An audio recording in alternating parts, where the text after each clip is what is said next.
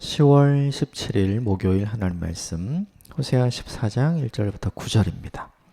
함께 교독하겠습니다. 이스라엘아, 내 하나님 여호와께로 돌아오라. 내가 불의함으로 말미암아 엎드러졌느니라. 너는 말씀을 가지고 여호와께 돌아와서 아뢰기를 모든 불의를 제거하시고 선한 발을 받으소서. 우리가 수송아지를 대신하여 입술의 열매를 주께 드리리이다. 우리가 아수르의 구원을 의지하지 아니하며 말을 타지 아니하며 다시는 우리 손으로 만든 것을 향하여 너희는 우리의 신이라 하지 아니하오리니 이는 고아가 주로 말미암아 긍휼을 얻음이니이다 할지니라. 내가 그들의 반역을 고치고 기쁘게 그들을 사랑하리니 나의 진노가 그에게서 떠났음이라. 내가 이스라엘에게 이슬과 같으리니 그가 백합화 같이 피겠고 레바논 백향목같이 뿌리가 박힐 것이라. 그의 가지는 퍼지며 그의 아름다움은 감람나무 같고 그의 향기는 레바논 백향목 같으리니 그 그늘 아래 거주하는 자가 돌아올지라. 그들은 곡식같이 풍성할 것이며 포도나무같이 꽃이 필 것이며 그 향기는 레바논의 포도주같이 되리라. 에브라임의 말이 내가 다시 우상과 무슨 상관이 있으리요 할지라. 내가 그를 돌아보아 대답하기를 나는 푸른 잣나무 같으니 내가 나로 말미암아 열매를 얻으리라 하리라. 누가 지혜가 있어 이런 일을 깨달으며 누가 총명이 있어 이런 일을 알겠느냐. 여호와의 도는 정직하니 의인은 그 길로 다니거니와 그러나 죄인은 그 길에 걸려 넘어지리라. 아멘. 이것은 하나님의 말씀입니다.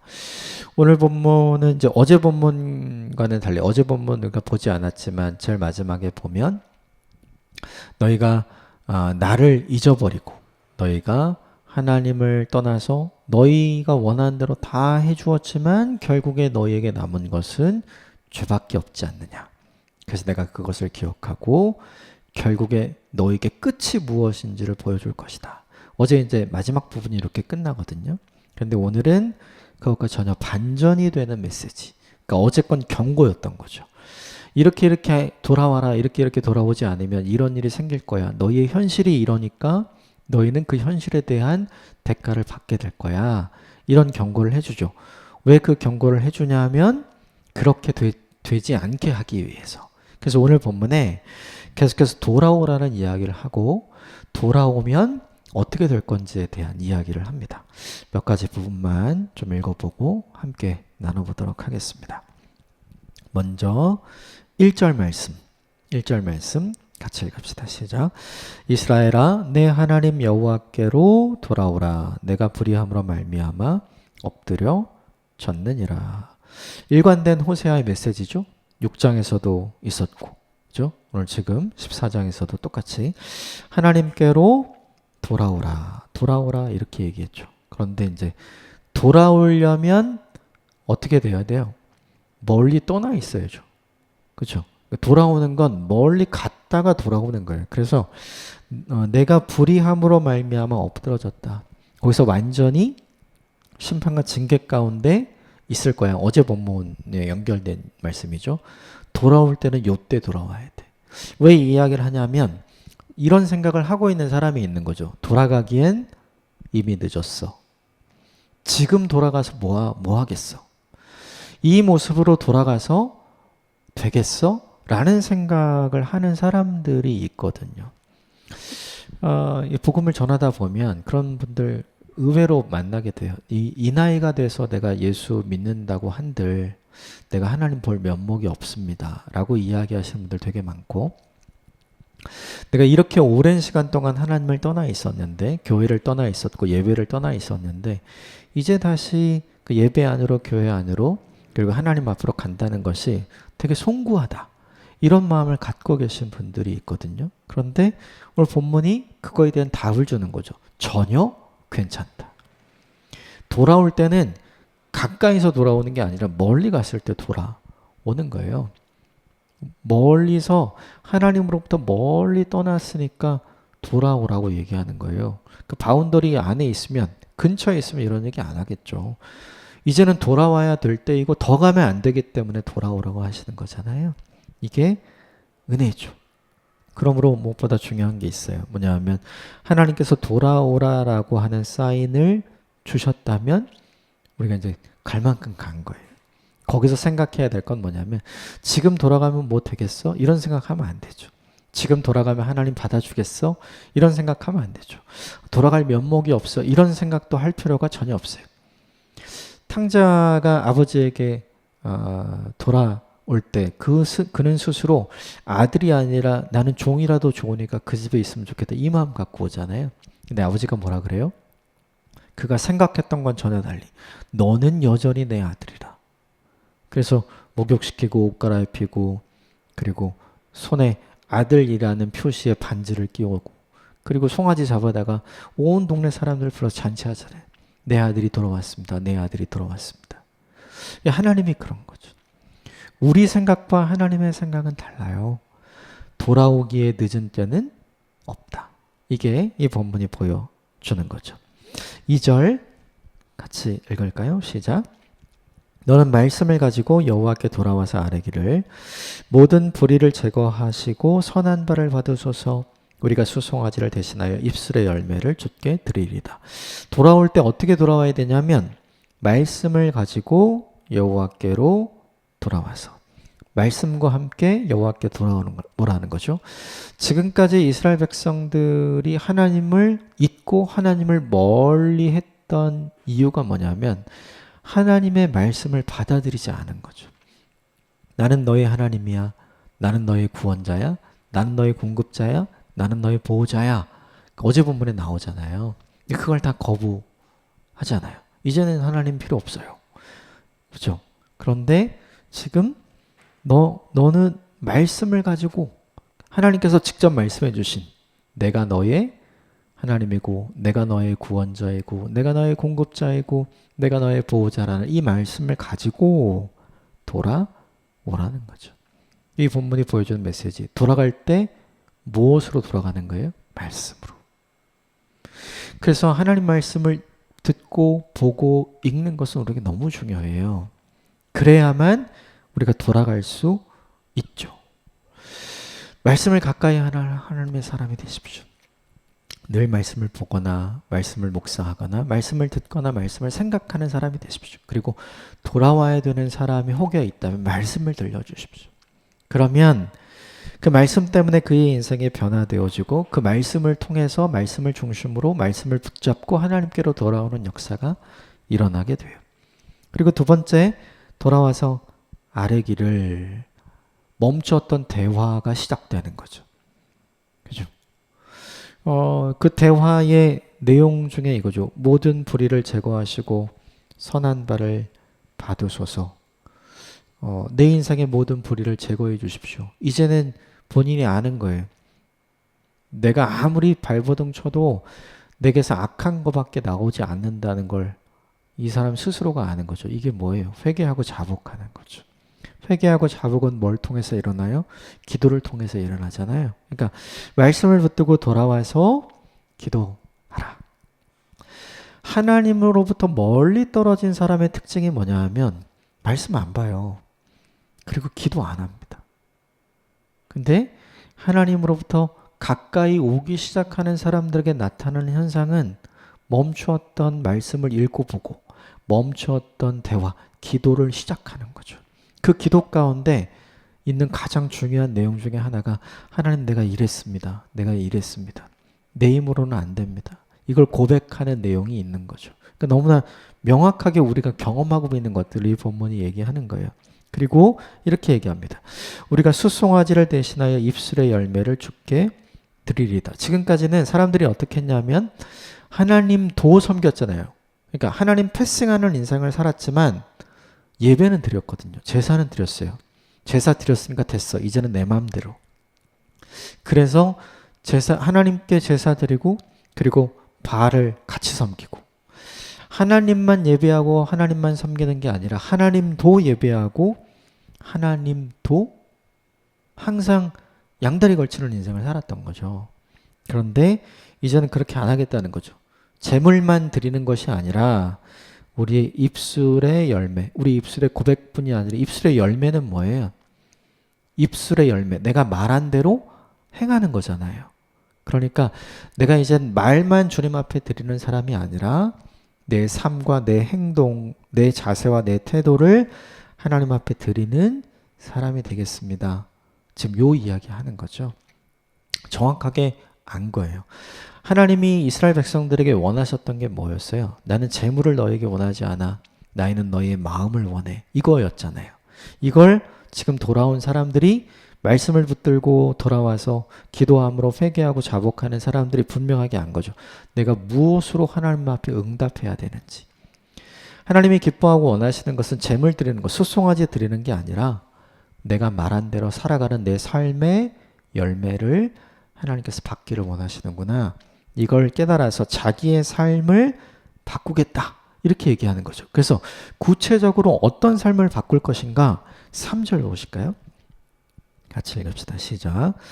우리가 아수르의 구원을 의지하지 아니하며 말을 타지 아니하며 다시는 우리 손으로 만든 것을 향하여 너희는 우리의 신이라 하지 아니하오리니 이는 그와가 주로 말미암아 긍휼을 얻음이니이다 할지라.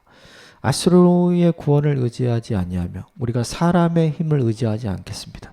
인간적으로 계산하다 망했잖아요. 우리가 사람을 의지하는 게 아니라 내가 하나님을 의지하겠습니다. 그리고 말을 타지 아니하며 군대를 얘기하는 거거든요.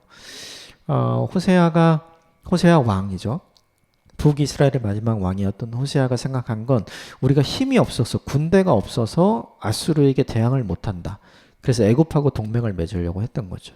근데 우리가 그렇게 다시는 하지 않겠다. 내가 하나님을 신실하게 의지하겠다. 지금 이런 뜻이죠. 그리고 우리 손으로 만든 것을 향해 우리의 신이라 하지 않겠다. 송아지 만들어 놓고 바알에게 당신이 우리의 공급자이고 구원자이고 보호자이고 우리의 하나님이다. 이렇게 하지 않겠다. 보이지 않는 하나님, 그 하나님을 내 하나님으로 여기고 그 보이지 않는 하나님이 주시는 은혜와 긍휼과 평안을 구하겠다.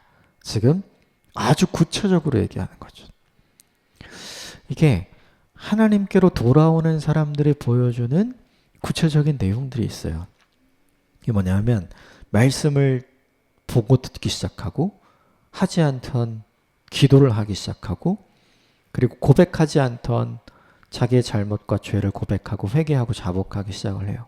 그리고 자신의 삶을 정직하게 돌아보고 자신의 삶을 바꾸기 시작합니다. 그런데 그냥 바꾸는 게 아니라 아주 구체적으로 바꾸는 거죠. 지금 13절에 세 가지가 나오잖아요. 아수르 의지하지 않겠습니다. 사람 쳐다보지 않겠습니다. 군대의 힘을 의지하지 않겠습니다. 우상을 의지하지 않겠습니다. 하나님께서 선지자를 통해 계속해서 강조하고 그리고 계속해서 지적하셨던 내용들 구체적으로 인정하고 받아들이고 내가 이것을 고치겠습니다. 이렇게 이야기하는 거죠. 이게 굉장히 중요해요. 우리가 하나님께로 돌아가는 사람이라면 요 세 가지의 구체적인 내용이 있어야 되는 거죠. 말씀을 가까이 하는 사람으로 바뀌는 거, 기도하는 사람으로 바뀌는 거, 구체적으로 삶의 변화를 만들어가는 사람으로 바뀌는 거. 이 세 가지가 분명히 있을 때 우리가 어떤 사람으로 증거가 되냐 하면 내가 하나님께 돌아가는 사람, 내가 하나님께로 돌아온 사람이라는 구체적인 반증이 생기는 거죠. 그래서 이걸 오늘 우리에게 좀 적용해 볼 필요가 있는 것 같아요. 나는 말씀과 함께 하고 있는가? 나는 기도하고 있는가? 나는 내 입술의 열매를 하나님 앞에 드리는 사람인가? 구체적으로 내 삶을 바꾸어야 할 것을 바꿔가는 사람인가? 이 세 가지의 구체적인 변화가 저와 여러분에게 가득하게 되기를 주님의 이름으로 축복합니다. 4절, 5절 같이 볼까요? 시작. 내가 그들의 반역을 고치고 기쁘게 그들을 사랑하리니 나의 진노가 그에게서 떠났음이니라. 내가 이스라엘에게 이슬과 같으리니 그가 백합과 같이 피겠고 레바논 백향목같이 뿌리가 박힐 것이다. 만약에 그렇게 하면 너희들이 말씀과 함께 말씀을 따라서 하나님께 돌아오고 멈추었던 기도를 다시 시작하고 너희 삶의 구체적인 부분을 계속해서 바꾸어 나아가는 변화되는 인생을 살아가면 그럼 하나님이 이렇게 하시겠다는 거죠. 내가 너를 용서하고 내가 너를 고치고 내가 너를 기뻐하고 내가 너를 사랑하고 나의 진노를 너로부터 떠나가게 할 것이다. 이 5가지의 내용을 하나님이 하시겠다. 이렇게 이야기하는 거죠. 2가지의 심리 상태가 우리에게 있는 것 같아요. 첫 번째는 후회하는 거, 그리고 2번째는 회개하는 거. 이 2개가 좀 달라요. 후회는 내면적으로만 하는 거예요. 그렇게 하지 말걸, 그렇게 하지 말걸, 돌아갈걸, 이렇게요. 근데 회개는 그것 플러스 아까 우리가 읽었던 것처럼 입술의 열매가 구체적으로 읽는, 내가 말씀을 읽을 걸, 이게 아니라 말씀을 구체적으로 읽는, 내가 기도할 걸, 이게 아니라 구체적으로 기도하는, 내가 회개할 걸, 이게 아니라 구체적으로 조목조목 회개하고 자복하는, 내가 이렇게 인생을 바꿨어야 되는데 라고 생각하는 게 아니라 실제적으로 지금부터 그렇게 내 인생을 하나님이 원하시는 대로 바꾸어 가는, 이게 후회와 회개의 결정적인 차이점이죠. 그러니까 후회는 내적인 측면에서만 이루어진다면 회개는 내적인 측면에서도 이루어질 뿐만 아니라 그것이 외적인 모습으로 이어져서 나타난다는 게 가장 중요한 거죠. 그러면 하나님은 무엇에 반응하시는가? 하나님은 무엇 때문에 용서하고, 무엇 때문에 고쳐주고, 무엇 때문에 기뻐하고, 무엇 때문에 사랑하며, 무엇 때문에 진노를 거두시고 하나님의 인애와 사랑을 부어주시는가? 우리의 후회가 아니라 우리의 회개 때문이죠. 이 본문이 우리에게 보여주는 건 우리는 뭘 할 것인가? 우리는 대부분 후회를 많이 하는 것 같아요. 그런데 우리가 해야 할 건 후회가 아니라 회개인 거죠. 구체적인 변화가 뒤따르는 내적이고 외적인 변화가 함께 있는, 이것을 하나님 앞에 드릴 때 하나님이 그것을 보시고 움직이기 시작하시는 거예요. 우리를 용서하고 고치시고 회복하고 기뻐하시고 그 모든 진노들을 다 거두어 가시겠다. 그러니까 하나님의 은혜를 우리가 받아 누리는 방법이 이건 것 같아요. 그냥 내 내면의 어떤 결단과 결심, 이걸로는 안 되는 거죠. 그게 아니라 구체적으로 그것이 우리의 삶에 드러나게 되었을 때 하나님은 그걸 보시고 움직이시니까 결국 우리가 해야 할 일은 이거인 것 같아요. 후회하는 인생, 심적이고 내적인 것을 멈추는 인생이 아니라 거기서부터 더 나아가서 회개하는 인생, 외적으로 구체적으로 바꿔야 할 것들을 아주 프랙티컬하게 우리가 실천하는 인생을 살 때 하나님의 은혜가 우리에게 임하는 거죠. 너희가 무엇을 하면 하나님의 은혜가 임하는지를 분명하게 알려주죠. 그리고 오늘 본문의 마무리는 이렇게 합니다. 9절 같이 읽을까요? 시작.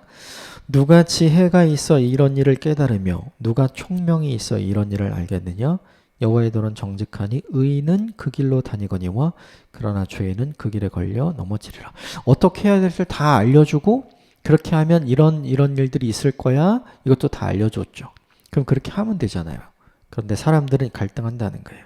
지혜로운 사람은 그 말씀대로 순종해서 그 길을 가지만 오늘 본문에 죄인은, 어리석은 사람은 여전히 이전에 자기의 자아에 붙들려 있는 사람은 그 길에 걸려서 넘어진다. 알려줘도 하지 않는다는 거죠. 우리는 이렇게 생각해요. 가장 좋은 게 뭔지 알려주면 다 가장 좋은 걸 선택할 거다. 그렇게 생각해요. 좋은 정보를 주면 사람들이 그 좋은 정보에 반응할 거다. 이렇게 생각해요. 근데 사람들은 그렇지 않아요. 좋은 정보가 아니라 자기 마음에 드는 정보에 반응합니다. 자기가 하고 싶은 대로 해요. 이게 우리의 가장 큰 약점인 것 같아요. 하나님은 우리의 행복을 위해 율법을 우리에게 허락하셨고 하나님은 우리 인생에 가장 좋은 것을 위해 우리를 인도해 가시지만 우리는 그것이 우리 마음에 들지 않는 거예요. 그래서 안 가는 겁니다. 몰라서 못 가는 게 아니에요. 우리는 알아도 안 가잖아요. 그 길로 가고 싶지 않기 때문이죠. 그게 뭐냐면 우리 안에 있는 죄성인 것 같아요. 하나님의 말씀 때문에 은혜와 복을 누리는 사람이 있고 하나님의 말씀 때문에 오히려 오늘 본문에 있는 것처럼 넘어지는 사람이 있다는 거죠. 패망의 길로 여전히 가는 사람이 존재한다는 거죠. 어떤 사람이 될 것인가? 오늘 본문이 우리에게 도전하는 거죠. 하나님의 말씀으로 인해서 하나님의 은혜와 평강을 누리는 선택을 하는 사람이 되십시오. 오히려 하나님이 제시한 길이 우리에게 올무가 되지 않도록 우리의 내면을 잘 가꾸어 가는 일이 필요해요. 하나님이 우리의 공급자, 하나님이 우리의 구원자, 하나님이 우리의 보호자, 하나님이 이 세상 그 누구보다도 나를 위하시는 하나님이라는 사실을 우리가 확신할 때 이 하나님의 말씀대로 선택할 수 있는 믿음이 우리에게 생기는 거죠. 이 믿음이 충만한 오늘 하루를 사셨으면 좋겠고, 그런 인생을 살아감으로 하나님께서 주시는 오늘 4절과 5절에 주시겠다고 이야기하신 이 5가지 은혜와 복을 누리는 저와 여러분이 되시길 바랍니다. 함께 기도하겠습니다.